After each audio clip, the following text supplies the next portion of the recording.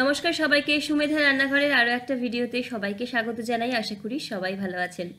শীতকালে আমি পালং শাক দিয়ে এই চিকেনের রেসিপিটা কিন্তু অনেকবার বাড়িতে করে থাকি, কারণ সবাই খুব বেশি পছন্দ করে। রাত্রিবেলায় কিন্তু রুটি বা পরোটার সাথে জাস্ট জমে যায়। ফ্রেশ ক্রিম ছাড়াই পালং চিকেন তৈরি করব ঘরে থাকা কিছু জিনিস দিয়ে, যেটা খুবই সুস্বাদু এবং সহজে হয়ে যায়। চলুন শুরু করি আজকের রেসিপি। আমি এখানে 500 গ্রাম পালং শাক নিয়েছি, তবে পুরোটা পালং শাক আজকে ব্যবহার কিন্তু চিকেনে করছি না। পালং শাকের গোড়ার দিকে বেশ কিছুটা বাদ দিয়েছি, পাতার দিকটাই নিয়েছি। ভালো মতো ধুয়ে নিয়েছি 4 থেকে 5 বার।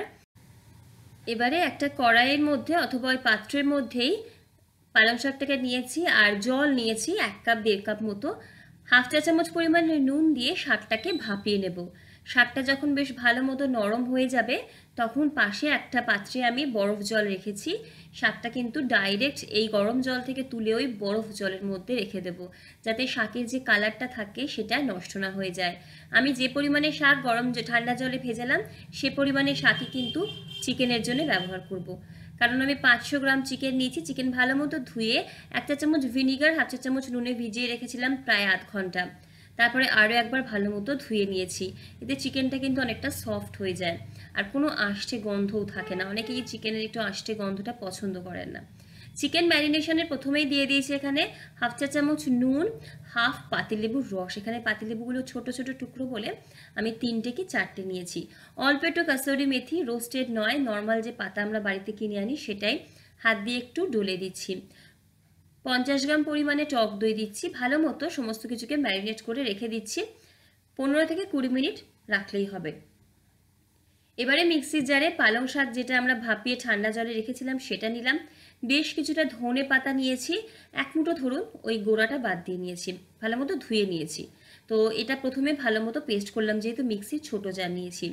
এর মধ্যে 7 কোয়া মতো রসুন, একটা ছোট আদার টুকরো, সেটা আবার ছোট ছোট করে টুকরো করে নিয়েছি। একটা কাঁচা লঙ্কা, লঙ্কাটা নিজেদের স্বাদ অনুযায়ী দেবেন, ঝালটা সবসময় নিজেদের টেস্ট অনুযায়ী দেবেন। আর একটা পেঁয়াজ। এই সমস্ত কিছুকে কিন্তু পেস্ট করে নেব।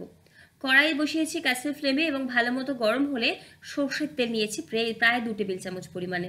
তেল গরম হলে 2টো ছোট এলাচ, একটা ছোট দারচিনি, 2 থেকে 3টে লবঙ্গ আর অল্প একটু গোটা জিরে ফোড়নে দিলাম। ফোড়ন থেকে যখন বেশ একটা সুন্দর গন্ধ বেরোবে, একটা বড় সাইজের পেঁয়াজ আমি ঝিরিঝিরি করে কেটে রেখেছিলাম সেটা দিয়ে বেশ লালচে করে ভেজে নেব। পেঁয়াজটা যখন বেশ লাল করে ভাজা হয়ে যাবে, ম্যারিনেট করা চিকেন দিচ্ছি। যদি চিকেন থেকে ম্যারিনেশনের যে জলটা থাকে সেটা দিচ্ছি না, অনলি চিকেন দিচ্ছি। গ্যাসের ফ্লেম একদম হাইতে রেখেই চিকেনটা দিয়েছি। লো ফ্লেমে চিকেন ছাড়লে কিন্তু চিকেন থেকে জল বেরিয়ে যাবে, কষানো যাবে না। হাই ফ্লেমে পেঁয়াজের সাথে চিকেনটাকে 4-5 মিনিট ভেজে নিয়েছি। তারপর গ্যাসের ফ্লেমটা হাইতে রেখেই পালং শাকের যে পেস্টটা তৈরি করলাম সেটা দিচ্ছি। গ্যাসের ফ্লেম হাইতে রেখে কিন্তু আমাদের এখন কষাতে হবে, কারণ শাক থেকে চিকেন থেকে দুটো থেকেই কিন্তু জল ছাড়বে। একদম লো ফ্লেমে করলে অনেক বেশি জল ছাড়তে শুরু করবে, তখন কিন্তু আর কষানো যাবে না।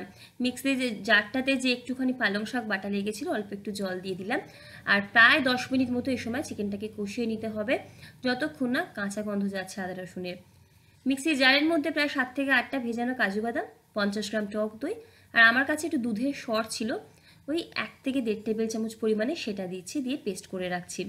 দুধের সর না থাকলে ফ্রেশ ক্রিম ব্যবহার করতে পারেন, এবং যদি ফ্রেশ ক্রিমও ব্যবহার করতে না চান সেক্ষেত্রে স্কিপ করতে পারেন। তো পেস্ট করে নিলাম ওটাও। আর এদিকে চিকেনের মধ্যে ভাজা জিরের গুঁড়ো দিয়েছি প্রায় 1 চা চামচ পরিমাণে। ভালো মতো কিন্তু চিকেনটাকে কষাতে হবে, তাহলেই কিন্তু রান্নার টেস্টটা আসবে। গ্যাসের ফ্লেমটাকে হাইয়ের দিকে করে কষাবো। ভালো মতো যখন চিকেন কষানো হয়ে যাবে, তেল ছাড়তে শুরু করবে, আমি দিয়ে দেবো এখানে স্বাদ মতো নুন। আমি ম্যারিনেশনের সময় হাফ চা চামচ নুন দিয়েছি, তো এখানে সেই বুঝে নুনটা দেবো। নুন ভালো মতো মিশিয়ে এই সময় এবারে গ্যাসের ফ্লেমটাকে লোতে করতে হবে। যখন দেখবেন সব মশলা ভালো মতো কষানো হয়ে গেছে, তেল ছেড়ে গেছে, তখন নুন দিয়ে লো ফ্লেমে ঢাকা দিয়ে রেখে দেবো চিকেনটাকে। এতে কী হবে, চিকেন আর শাক থেকে জল ছাড়বে, কোনো রকম জল ব্যবহার করার দরকারই পড়বে না। আমার দরকার পড়েনি। যদি প্রয়োজন হয় গরম জলের ব্যবহার করতে পারেন। গ্যাসের ফ্লেমটা লোতে রেখেছি, সমস্ত কিছুকে একবার নাড়াচাড়া করে দিলাম। প্রায় 5 মিনিট মতো ঢাকা দিয়ে লো ফ্লেমে রেখে দিয়েছিলাম। মাঝে মাঝে ঢাকনা খুলে একটু নাড়াচাড়া করে দিতে হবে কড়াইটাকে। এবারে যে বেটে রাখলাম কাজু বাদামের যে বাটাটা, কাজু টক দই দিয়ে যে বাটা বেটে রাখলাম মিক্সিতে, সেইটা এখানে মিশ্রণটা এখানে দিয়ে দিচ্ছি আর লো ফ্লেমে গ্রেভির সাথে ভালো মতো কিন্তু মিশিয়ে নিচ্ছি। এখন যে দিয়েছি আমি টক দই বা কাজু বাদাম, এর তো কোনো আলাদা গন্ধ নেই যে এটা থেকে আলাদা করে কষাতে হবে। তো এবারে সমস্ত কিছুকে জাস্ট মিশিয়ে নিয়ে ঢাকা দিয়ে লো ফ্লেমে রেখে দেবো যতক্ষণ না চিকেন ভালো মতো সেদ্ধ হচ্ছে। যেহেতু কাজু টক দই আছে, মাঝে মাঝে ঢাকনা খুলে একটু নাড়াচাড়া করে দেবেন। দেখবেন আস্তে আস্তে চিকেন থেকে ভালো মতো তেল ছাড়া শুরু হবে আর চিকেনটাও সেদ্ধ হয়ে যাবে।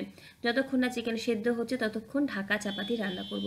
দেখুন চিকেনটা কিন্তু এবারে সেদ্ধ হয়ে গেছে, আমি দেখিয়েও দিলাম আর দেখেও বোঝা যাচ্ছে।